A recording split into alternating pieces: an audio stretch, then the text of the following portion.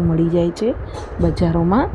હવે આપણે આ લીલી લસણમાંથી વધારાનું પાણી કાઢી દેવાનું અને એક મિક્સર જારનું બાઉલ લેવાનું, એમાં આપણે બધું લીલું લસણ એડ કરી દઈશું।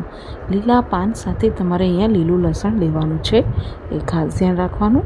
હવે આની અંદર આપણે 4 થી 5 કળી સૂકા લસણની એડ કરી દઈશું અને અડધી વાટકી જેવું આપણે ફુદીનાના પાન એડ કરી દઈશું અને એની સાથે જ અહીંયા 3 થી 4 લીલા મરચાં એડ કરી દઈશું।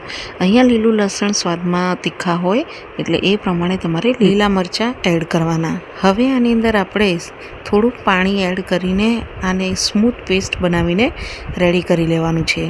તો પછી તમારે આ રીતે એક વાસણ લઈ લેવાનું, એની ઉપર આ રીતે કોઈ બી ગળણી મૂકી દેવાની અને તમે અહીંયા આ રીતે આપણે લીલું લસણ પૂરું સ્મૂથ પેસ્ટ બનીને રેડી થઈ જાય પછી તમારે આ પેસ્ટને ગાળી દેવાનું છે, જેથી લીલું લસણના પાન કે પછી લીલું લસણના કૂચા જે હશે એ બધા જ આ રીતે ગળણીની અંદર આવી જશે।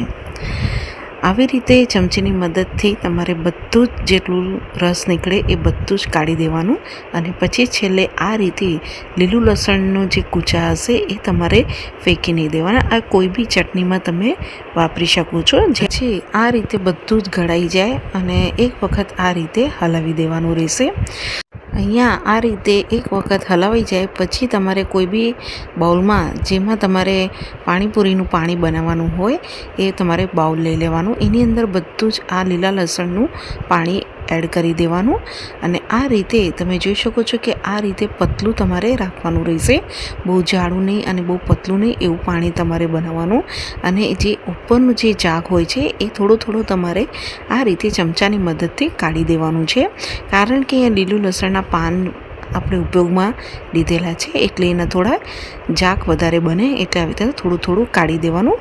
આવી રીતે તમે જોઈ શકો છો કે લીલું લસણ ફાઇનલી આટલું પતલું રાખવાનું રહેશે પાણી અને તમે જોયું છે એનો કલર કેટલો સરસ આવે છે। હવે આની અંદર આપણે અડધી ચમચી જેવું આમચૂર પાવડર, અડધીથી ઓછું આપણે જીરું પાવડર એડ કરી દઈશું અને મિક્સ કરી લેવાનું છે। પછી આની અંદર એડ કરીશું સ્વાદ પ્રમાણે મીઠું એડ કરવાનું છે। અહીંયા મીઠું તમારા ટેસ્ટ પ્રમાણે ઓછું વધતું કરી શકો છો અને અડધીથી ઓછી આપણે કાલા નમક એડ કરી દઈશું અને મિક્સ કરી લઈશું। અહીંયા લીલું લસણના પાણીની અંદર બીજો કોઈ મસાલો ઉપયોગમાં લેવાતો નથી, એને તમારે જો અહીંયા જલજીરાનું પેકેટ એડ કરવું હોય તો કરી શકો છો, પણ હું આટલા જ મસાલા એડ કરું છું અને આટલા મસાલાથી આ પાણી બહુ જ સરસ ટેસ્ટમાં બને છે। અહીંયા લીલું લસણનું જો તમે મસાલા બહુ એડ કરશો તો લીલું લસણનું જે